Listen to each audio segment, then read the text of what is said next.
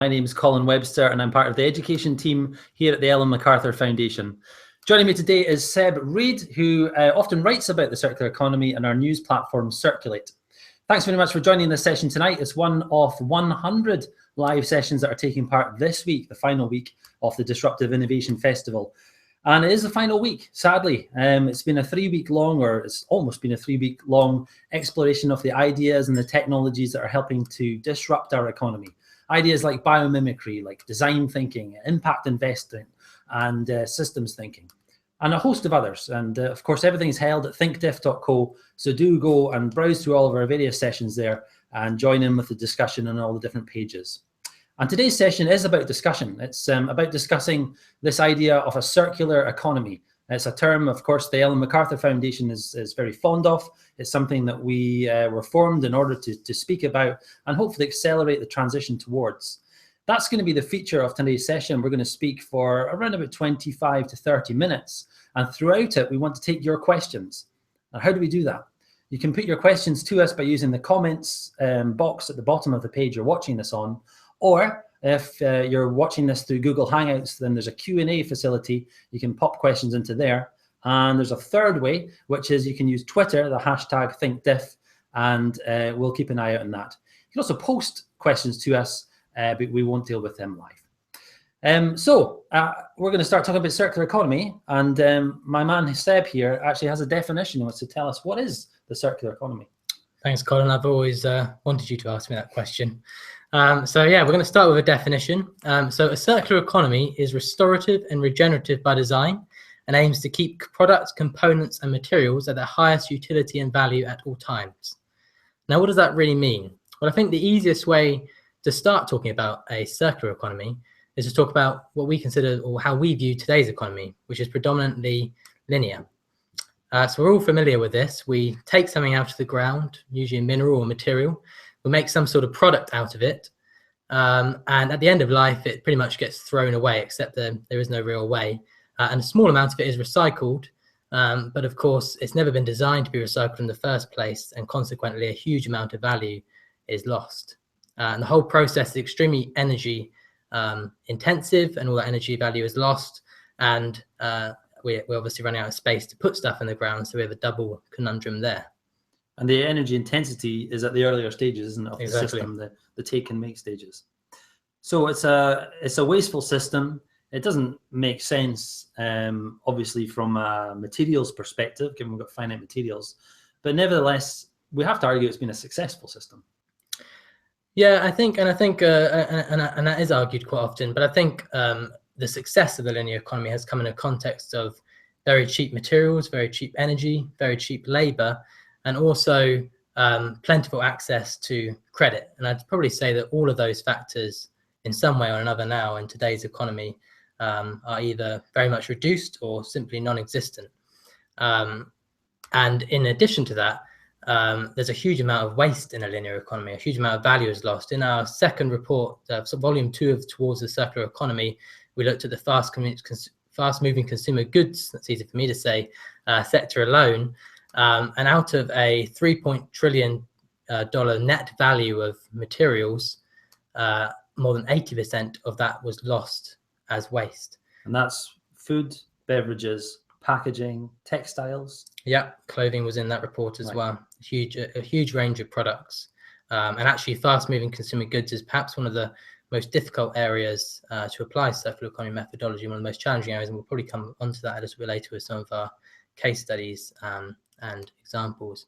In addition, we're also familiar with a number of challenges that we're facing in today's economic landscape, so diminishing returns in agriculture, the challenge of growing urban populations, or just the growing population in general. In many countries, unemployment is a challenge, low economic or stagnant growth, or no growth, and resource finiteness, and probably more specifically, challenges around the costs of raw materials. Right, so that's a problematic system, the linear economy. I think it's fair to say most people don't really see a great sense in it, certainly not as a long-term possibility. So what's a circular economy? Well, we've got a lovely diagram here, which is split into two sides. You see on the left, we've got a route for biological materials, and on the right we've got a route for technical materials. I'll ask my man to slow down just a little bit here, getting a bit carried away with himself. So this is following on from the philosophy of cradle to cradle. More of that in just a few minutes' time.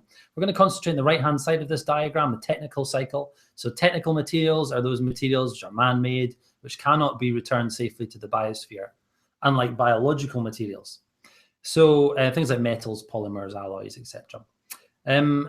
There's a couple of loops shown on the screen here. The outermost loop is recycling, and that, of course, is a loop that we're quite familiar with. Recycling has become common practice in many places of the world. But what happens when we recycle something? Recycling is one of these terms that people use for various different practices. But when we talk about recycling, to be clear, we're talking about returning a material to its raw material state. So in essence, you're stripping out a lot of the value of that material before putting it back into the system at almost a starting point in that system. The second picture there, which shows a mobile phone with a screwdriver and so on, playing around with it, is demonstrating remanufacturing. So remanufacturing is the process of taking a good that's been used and perhaps is worn or in a state of disrepair, and working with it until it gets up to an as new standard or better. So remanufacturing is something, and we've got a case study we'll talk about for remanufacturing soon. The third loop that Seb's put up there is reuse, redistribute. This is the idea that goods can be kept in circulation for longer, maybe not used by the original user, but used by other people. And a lot of the sharing economy models, of course, are built on that idea of reuse and redistribute. And would a model like eBay, for example, fit under that category as well? That's a good point. Yeah. So eBay is a classic example of reuse, redistribute, isn't it? So a place where all sorts of goods are being reused, redistributed, and enabled by modern technology, of course. And the final loop in the technical cycle, showing a washing machine here, is all about repair. So our economic analysis that we've done with McKinsey over the last few years demonstrates that the most profitable route for products to take is starts with repair. So make our stuff repairable, so it can be so they can be used for as long as possible. And then there's diminishing economic returns as you move beyond that repair loop. So that's the technical cycle.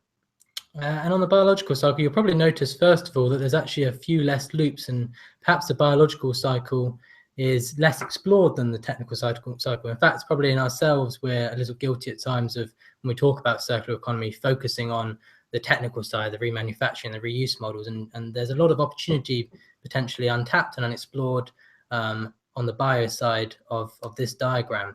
So the first one we're going to look at is cascading materials. So the idea of creating biological materials that can be reused on several cycles and gradually degrade and re-enter the biosphere. And the idea, I guess, that feeds in is that food waste equals food. And that can also be associated to anaerobic digestion. In fact, what is anaerobic digestion?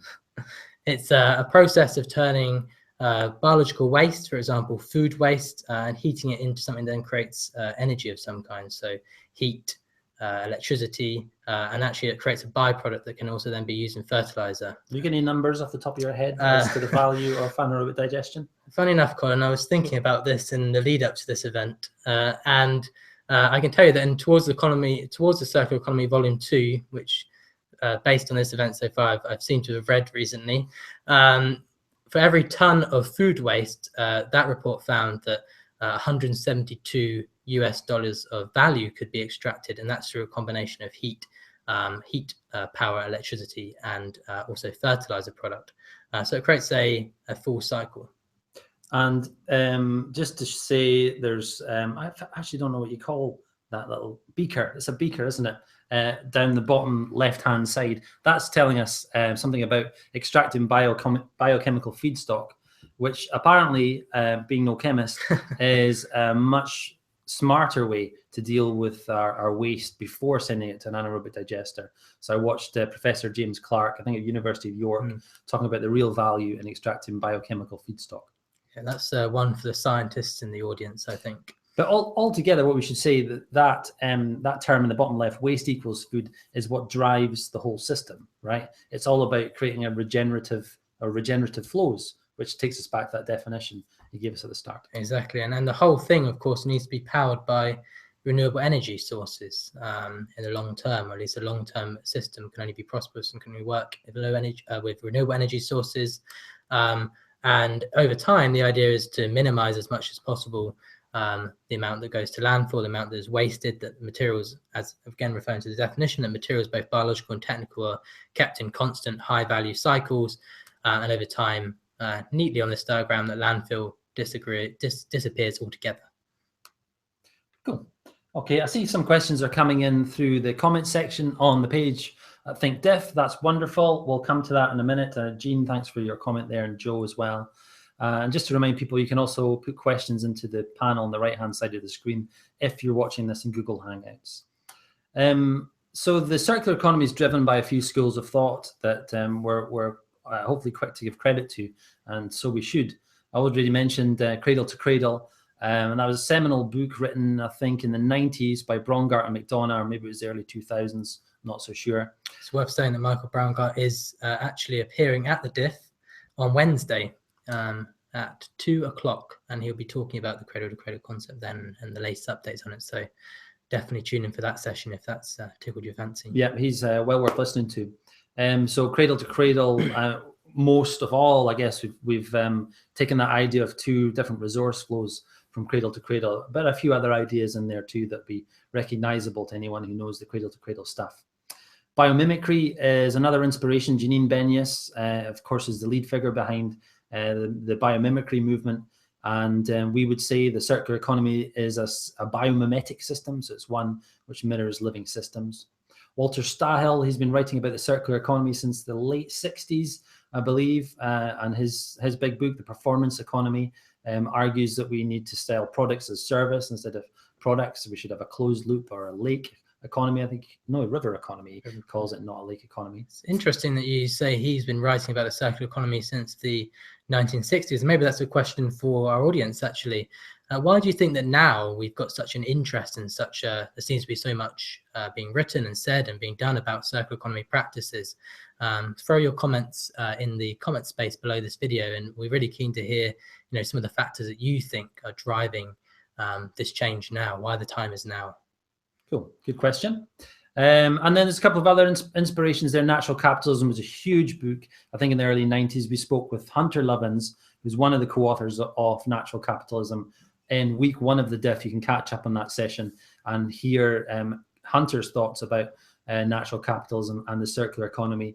And of course, you can't talk about circular economy without talking about industrial ecology, which has become a huge academic discipline and absolutely has been influential in the whole circular economy story.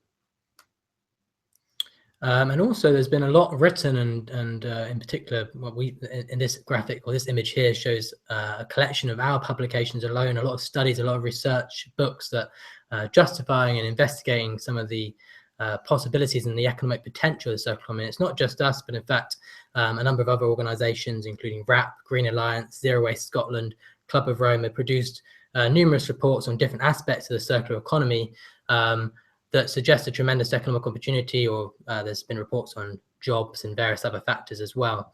I wanted to pick out a couple of the sort of headline figures. The Towards the Circular Economy reports, all 3 volumes that we produced in collaboration with McKinsey & Company, found for business that there's about $1 trillion out there to play for, and those looked at specific areas. So the second report, as we mentioned a couple of times, looked at fast-moving consumer goods. And then our most recent research, Growth Within, which focused specifically on the opportunity in Europe, looked at both the lack of value maximization in the economy and looked at things like the cars are currently parked apparently for over 90% of the time.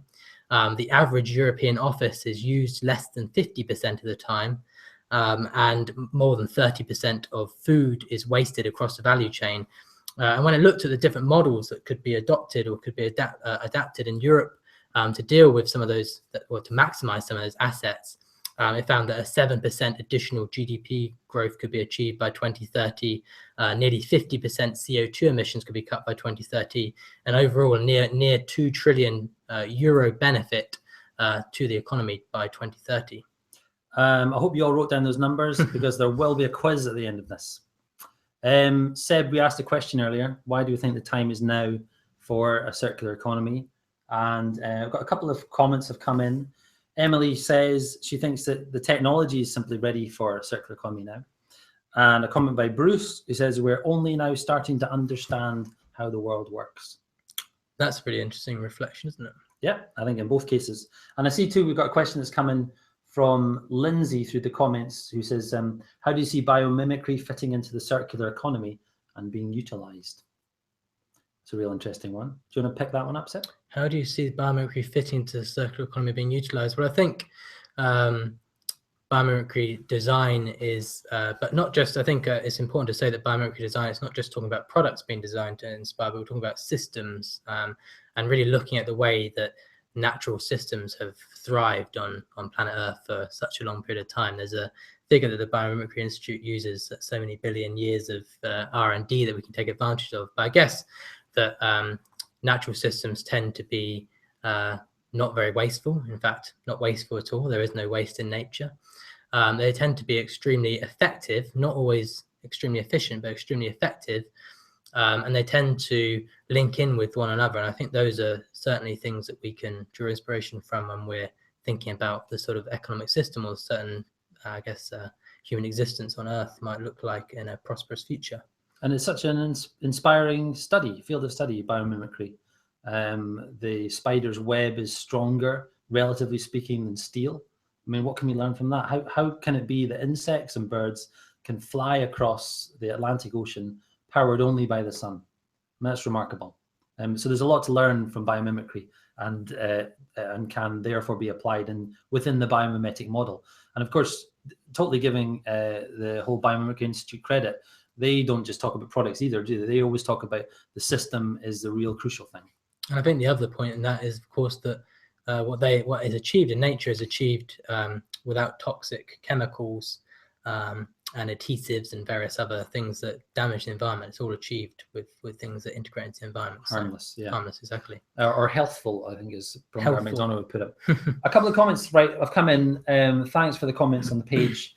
One up is just a comment really from Jean Bellinger. He says, if you show me the definition of circular economy and then have to explain it, might indicate there's room to evolve the concept a bit.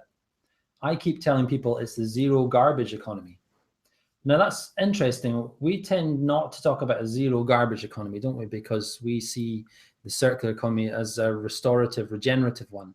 So if your aim is to aim for zero, then surely, well, actually, we should be more aspirational than that, to go beyond zero, right, and to having a positive effect. Maybe it might be semantics, but I think it's important to have goals that are loftier than reaching nothing. Yes, well, and also it has a sort of links with sacrifice and with not celebrating sort of abundance and that things. And it's great to have Jean Bellinger on the conversation, actually, a really well-respected systems thinker. I mean, I suppose I would actually have a comment on the definition point. I don't know if it's necessarily, I mean, there's actually a bit of a conversation about it, I guess, but I'm not convinced by the need for an absolute hard and fast definition. I think it's quite a good thing that it's an evolving concept where a very open concept where different people can integrate their ideas and it can develop further. But maybe that's something that other people might have a view on and might feed into in that comment space. So, and one other question by Jean, who says, isn't the conversation around a circular economy intensifying because it's becoming more and more evident there is no away as the garbage gets deeper and deeper? I think that that's a fair point, that significant issues around not having anywhere to send it, and also but I think the other big incentive, of course, is resource price volatility and some of the other things that we spoke about earlier. And I think Jean, as a renowned systems thinker, and I'm sure he'd agree with us, that it's more than just a waste issue. It's the material price squeeze, or the volatility of material prices, and the fact that we don't have the access to credit we used to have. So the wheels of the linear machine aren't quite as well oiled as they were before. So a few factors in place, we would argue. We've got a nice graphic that if Seb knows how to work the technology, there we have it. So a few points that we think are instrumental behind the time being right for a transition to circular economy. Number one, resource constraints, and there's been a little bit of discussion about those already. But as well as there being obvious restraints to the use of finite resources, there's also, as Seb put it there, that the price problem and the exposure to risks that volatile prices give us. Supply chain risks would be another example, or countries that are net importer of materials, and the EU imports 6 times many materials as it exports, and that obviously is not a good place to be if you're running a throughput model. It doesn't give you any certainty for the future. That uncertainty creates all sorts of market risks as well. I think there's a growing awareness amongst businesses, but I think also businesses are starting to take more into account the whole systems picture of their business. There's a nice article actually on Circulate, just to give Circulate a little plug, from Martin Drakenight, who's a co-founder of Rapa Nui, an Isle of Wight-based business, and he actually talks about how that model works for Rapa Nui and how they're able to actually save money for their business as a whole, with a different model for clothing sales. And I won't go into too much detail about that because we do have some good case studies coming up earlier, but that's definitely a piece to look at in terms of businesses adopting a new way of thinking and the economic benefits of it. Cool. And a couple of other factors we think make the time right for transition. One is the new consumer. So the argument goes that young people, certainly in Western Europe, don't expect to own their own house, don't expect to own their own car. There might be a bit of economic realism involved in that expectation or lack of expectation. But equally so, we're seeing the emergence of new business models through enabling technology that allow us to have access to mobility as opposed to ownership of a car. That, I think, has changed the game quite significantly. You're seeing a real increase in the number of people who are accessing mobility in that way, and we'll look at a case study for that soon. And the final point is enabling technology. Sorry, Seb, just to quickly pull you back. So not just the mobile internet, but also the Internet of Things. A great session at the Diff about Internet of Things and how 50 billion objects will be connected to one another in 5 years' time, sending, receiving data, making life hopefully more effective and more efficient along the way. Machine learning, another great example of a technology that's really starting to take off that helps deepen our understanding of how everything could work. And other technologies like additive manufacturing, which can enable more biomimetic design as well, I guess. Sorry, Colin, I'm always very keen to get onto the case studies. Sorry, we're going to, yeah, okay. So a few factors affecting how the change is happening right now. And we're going to look at a few case studies in just a second. So usually we categorize them under these 4 categories here. And you can see in the screen: circular design, new business models, reverse cycles, and system conditions enabling the change. Seb, you're going to kick off, aren't you, with a case study? Yeah, so we're going to start with a really fantastic case study. It's Ecovative, a company based in New Jersey, I think. Actually, Edmund Bayer was a headline at last year's Disrupt Innovation Fest when he talked about his business model then. Ecovative binds is basically a form of packaging that binds a byproduct from agriculture with mycelium fungi to create an alternative to plastics. And actually, it's a fascinating business model, and it's already enjoying quite a lot of success, I understand. And actually, there's a number of, I think, examples, a growing number of examples of businesses developing alternative, maybe more biological materials. So there's a company in California or San Diego called Ecor Global that has developed a material that is a replacement for plastic and wood by using heat, water, and pressure on cellulose fibers, which you can get from urban waste or farm waste, to create this sort of plastic wood material. And there's also examples of companies like Veolia using the polymers in sewage waste to create bioplastics. You're showing off, basically, aren't you?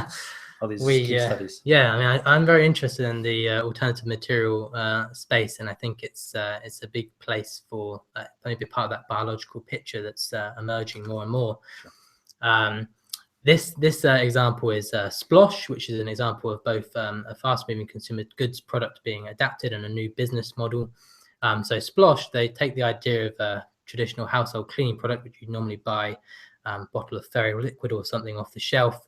You get that plastic bottle which you put in the recycling, maybe if you're interested in that, but you don't really know what happens with it because you can't reuse those bottles. With Splosh, you have a bottle that you can reuse over and over again, and they basically send you the concentrates for those fairy liquids or whatever other cleaning products you might want, and you just put a bit of warm water in the bottle each time. So essentially, it takes away a huge amount of the transportation and logistic costs as well by utilizing the fact that we all have taps in our kitchens and bathrooms that we can use to basically create cleaning products. Yeah, and well, certainly in the West, of course. Yes. And there are many similarities with the business model like Splosh, if you can to compare it to say additive manufacturing, where instead of sending products around the world, you send the data, so that the products can be designed and produced, produced in situ. And again, that's just cuts down enormously on transportation costs and all the associated, say, environmental costs that are attached to that. I'm going to talk about a few very familiar case studies. I'm sure many people in our audience use services like these. Spotify, LoveFilm, Netflix. What's really interesting about these is they've dematerialized to a great extent the music and film industries, or rather the sort of home consumer market for them.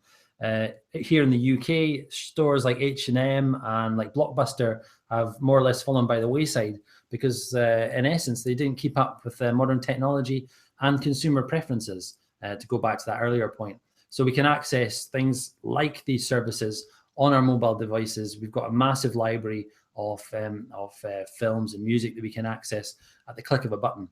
And it's that whole idea of access over ownership, which doesn't just exist in the digital world. It also exists in the physical world. And of course, this is another very well-known example, Zipcar. In fact, you may have been lucky enough earlier in the diff to see Robin Chase talking about the collaborative economy more broadly, and also the example of Zipcar. And if you haven't seen that, it is available for catch-up, so you should definitely check it out. But essentially, Zipcar is a car-sharing model that enjoyed absolutely terrific success, and actually there's a number of car sharing models in the marketplace right now. Eventually Zipcar was sold this decade with more than 750,000 customers, or as they called them, members, for $500 million to Avis. So clearly the idea of using a car rather than owning a car was a very, very successful business model in the case of Zipcar. And what does that do? According to stats, I mean, you'll see contending statistics, but the dust seems to settle around the fact that every shared car that's on the road takes about 15 personal motor vehicles off the road, or rather out of unused or out of parking spaces. Because actually most of the time, something like 95% of the time, a car is sitting in a parking space as opposed to being driven around the city. And that seems like an enormous waste of energy and materials that goes into the product. And just to very quickly speak a little bit about the business case for sharing, because earlier in this week, Hugo Spowers of River Simple Cars was talking precisely about this shared access model for cars. So he's developing a hydrogen fuel cell car, and he boasts, we're never going to sell them. We're simply going to offer people access to them on a direct debit basis. And he says, well, a couple of reasons for that. Number one is people will never be able to afford these cars because of the technology that goes into them, makes them prohibitive for people to own. But secondly, the business case for him to offer these cars as a service, as opposed to sell them to someone and wave goodbye to the materials, is very strong. And then he goes on to make the environmental case too. So he says, imagine in the linear model, company produces car, sells it to the customer, and sells it fitting the regulation of the day, has no incentive to beat that regulation in any way. So it meets all the legislation that's required environmentally. Compare that to a model of shared ownership, or where the company retains the ownership of the car and it has to pay for the upkeep, has to make sure that car stays in circulation for longer. They're completely incentivized to make that car run as effectively as possible for as long as possible. And of course, to make it attractive as possible for customers to keep using it. So the incentive to do the, in inverted commas, the right thing environmentally is right there with a sharing model, right? And indeed, I think a lot of very large automotive manufacturers are adopting similar sort of sharing schemes, or different schemes. One that comes to mind is Ford's Go Drive scheme that they recently launched in London. So I think it's a space that the large traditional automotive players are obviously having to recognize as well and be involved with. Another example of a sort of, I guess, taking it from sharing to service provision is the, I guess, slightly classic now example of Philips and Turn2. So Turn2 and Philips, I guess, had a pre-existing relationship, but the question was, why sell me electricity and light fittings and all various things when really what I want is the light? And eventually they reached an arrangement where Philips essentially sold light as in a paperlux model, light as a service to Turn2, and that model has been adopted and developed, and you can find it also now in places like Schiphol Airport in the Netherlands, and Brunel storage systems, a very successful and challenging business model. Just before we go into this next case study, a reminder to the audience to please put your comments and questions to us. Use the comments box on the page at ThinkDiff, or use the Q&A facility in Google Hangouts. Let us know if you use any products as services. What was your experience of it, and do you see that as the future? Yeah, great point. And this case study is Renault and remanufacturing, and it's actually an example that many of these practices are not new. And I think that's quite an important point in relation to the circular economy and these business models, is that we're not talking about bringing in brand new ideas. In fact, Renault's Choisy-le-Roi factory has been open since 1949. And the remanufacturing factory produces parts that are 30 to 50% less expensive than brand new parts, and are sold with the same insurances and as new. The part savings include things like 80% less energy spent, 88% less water used, and 92% less chemical products in those parts.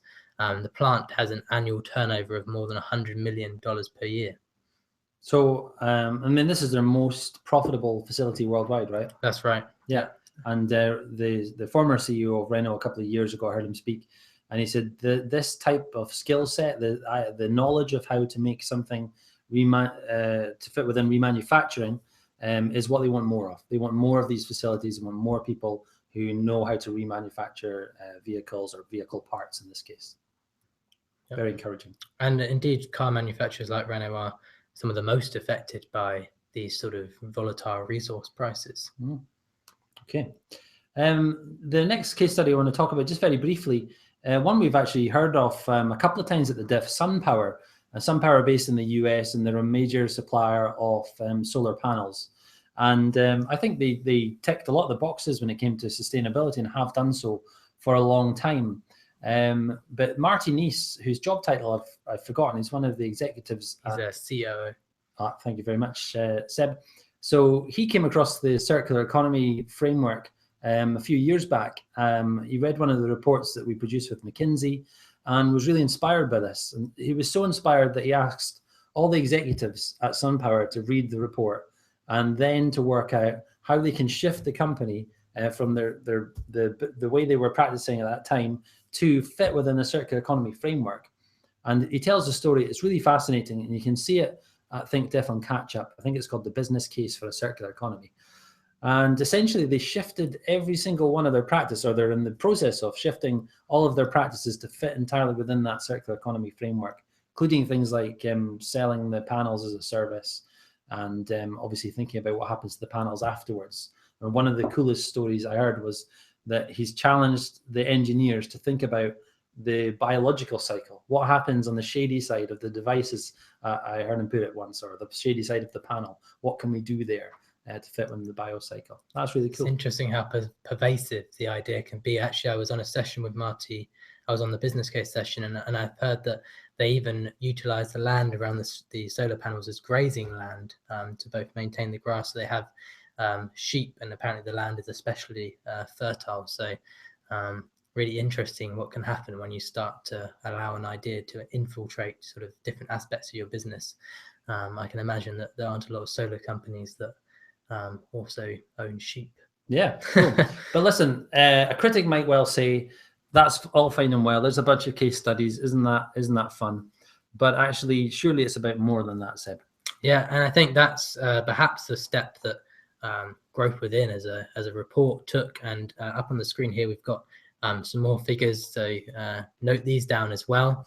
But the idea of Growth Within was to look at built environment, to look at food, and to look at mobility, and to ask, what if we put a load of these different ideas and a load of these different business models and approaches together? What if we think about a mobility system in Europe that has a high level of sharing, where electric vehicles are prominent, and where maybe autonomous vehicles are also prominent? And the results are quite staggering. So this graph we have on the screen shows impact by 2030, comparing on the right-hand side the impact of the circular economy approach being adopted and as a development path, and on the left-hand side, I guess the current development path, which takes into account a little bit of increased sustainability in reaction to some of the challenges that we spoke about earlier, and obviously the impact of the as it's just called, the impending technology revolution. And the figures sort of show massive increases across the board. So an 18% disposable income for households compared to 7%, 11% GDP increase compared to 4%, and great benefits for resources and externalities. So the idea is that I guess the true economic benefits only really come when you take into account that systems perspective, as opposed to obviously it's great for those individual businesses if they're able to adopt their models to increase their own individual profits. But the circular economy is really about this approach and this overall benefit to national and local economies. Cool. And concurrently to Growth Win, we also developed a report called Delivering the Circular Economy, Policymakers Toolkit, which looks quite specifically at some of these system levers that on a policy level that can be adopted. And for those of you who are interested in those, there's a methodology for adopting regulatory, fiscal and other policy frameworks that can really enable and create the correct system conditions for the best possible, most effective system conditions for the circular economy innovation to flourish. Now, just sorry, if you just jump back one slide, just want to make a point about an interactive graphic that we're using. I wonder if you can bring that up just now, Seb. So throughout the diff, we've been using these interactive graphics with which we pose a whole bunch of questions, and we send an audience there who can then comment on the graphics and some of the stimulus questions that have been placed there, who can then communicate with one another and just keep the debate going. And we've got a couple going looking specifically at the circular economy. There's others on energy and sharing economy and digital fabrication. The one that Seb's sharing on the screen right now is, as you see, entitled "Is a New Economy Emerging?" You can see these little dots on the screen, and that shows us where people have already commented. And one of the points I wanted to bring up was someone somewhere had shared a point about systems change. How do you do it? And there was a bit of a debate. Does systems change, is it a binary change where you click your fingers and suddenly we're in a circular economy, or is it something that happens gradually? I guess before we come on to give a little response to that, just to say that we're about to share the link to this graphic in the comment section on the ThinkDiff page. So you can go and join in the discussion that's going on here. I see a few people are online doing that right now. But to jump back to that point, should the change be binary or incremental?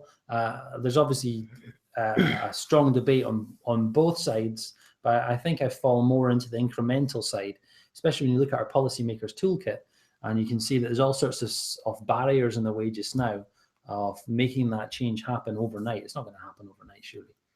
Yeah, and actually, I think this came up. You were quite lucky to have a chance to chat to Hunter Lovins, one of the authors of Natural Capitalism, and one of her points, I suppose, was that less bad is better than bad, which is interesting. But I think different theories of change, but in general, I don't think that you're going to implement a series of conditions that are going to transform an economy overnight. In fact, I think that we need to be able to build up this repertoire and this evidence base that this can work, and showcase that as much as possible. Brilliant. Okay, so that was a rather brief introduction to the circular economy. We looked at what a linear economy is all about, and some of the benefits that a linear economy has brought us, but of course all the challenges that the linear economy faces today. The resource price squeeze, or the volatility around resources, is probably fairer to say, including energy. Cheap labor, well, perhaps you'd still find cheap labor, but we might argue that's not a good thing. and restricted access to credit are just some of the problems that a linear economy faces, as well as, of course, things like finite material supply. And then we looked at some of the benefits of the circular economy, and Seb has given us 1,000 numbers to play with in this session. Yeah, so I hope you can remember them all, because I'm going to be taking your email addresses from the comment space and following up with you. But yeah, I think that the key thing to say is that there's a really large pool of developing a very large pool of research that suggests there's a huge economic benefit, as well as societal and environmental benefits, to transitioning to the circular economy. And in fact, I think there's a growing evidence base that it's is the model for a prosperous future, and it'd be great to hear your feedback on that idea, which I think is also partly the idea of this session. Absolutely. And where can you put that feedback? Well, you can use the page on ThinkDiff and put your comments in there, as many people have done so already. Thanks for that. Really appreciate it. You can also use the interactive graphic that we referred to earlier, and I've just pasted the URL to that again into the chat window. So please go there and comment on the graphic. It will ask you to put in a username and so on. It's rather straightforward. And the team here at the Ellen MacArthur Foundation keeps a very keen eye on the interactive graphic. So we'll be there to keep the conversation going. Seb is on anyone who puts a comment in there, seriously. So just be careful. And so I'd just like to thank you very much for attending this session. What is a circular economy? We hope we've answered some questions. Perhaps it's been a lot of a conversation starter as well. But we do appreciate everyone joining in. And it's worth saying that if some of those case studies that we talked about interested you and you want to know more about them, there is a case studies library on the Ellen MacArthur Foundation website. So that's ellenmacarthurfoundation.org/case studies, which is a place to read up about those ones and also some of the others. But yeah, for my part, just a real privilege to have a chance to share the screen with you, Colin. Yeah, I can imagine. So thanks very much, everyone, for participating in this session. We're more or less at the end of Monday on week 3 of the diff, but that means there's 4 more days to come. 4 more days featuring something like 80 sessions across these days, and some real biggies coming up in the next few days. Tomorrow, we hear from George Lakoff, and his huge book, Don't Think of an Elephant, is really inspirational behind this idea of how we frame messages. He's well worth listening to, and I can't wait for that session. And apparently a very entertaining speaker as well. I bet he is. And talking of entertaining speakers, Michael Brongart got a reference earlier. He'll be at the diff on Wednesday afternoon. 2 o'clock. There you are. That one. And a whole host of other people lined up for the diff for the rest of this week. Lots of interactive sessions to come. Lots of interactivity to take place on the graphics at Red Pen. And you'll see the link in the chat window. Thanks once again for taking part in this, and I'll see you tomorrow. Take care.